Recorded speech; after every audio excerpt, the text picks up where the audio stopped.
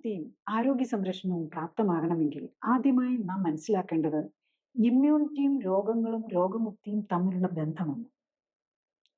നമ്മുടെ ഉള്ളിലെ ഡോക്ടർ അഥവാ ഉള്ളിലെ ഹീലിംഗ് പവറാണ് ഇമ്മ്യൂൺ സിസ്റ്റം.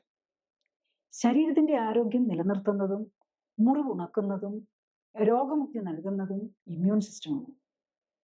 ഇമ്മ്യൂൺ സിസ്റ്റത്തിൽ 2 വിഭാഗങ്ങളുണ്ട്.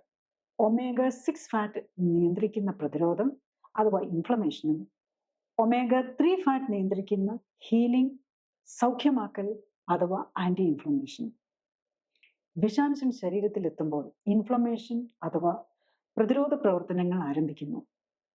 പോഷകങ്ങൾ അല്ലാത്തതെല്ലാം, നാം കഴിക്കുന്ന മരുന്നുകൾ പോലും പോഷകങ്ങൾ തന്നെ അമിതമായാലും ശരീരത്തിന് ചേരാത്ത ഭക്ഷണവും വൈറസും ബാക്ടീരിയയും പോലുള്ള ബയോളജിക്കൽ ഏജൻസും, മദ്യവും ഭക്ഷണത്തിലെ അമിത കൊഴുപ്പും അന്നജവും ഭക്ഷണത്തിലൂടെ ഉള്ളിലെത്തുന്ന കീടനാശിനികളും കൃത്രിമ രുചിക്കൂട്ടുകളും നിറക്കൂട്ടുകളും പ്രിസർവേറ്റീവ്സുകളും പോലുള്ള കെമിക്കൽ ഏജന്റുകളെയും ഒക്കെ ഇമ്മ്യൂൺ സിസ്റ്റം വിഷവസ്തുവായാണ് കാണുന്നത്.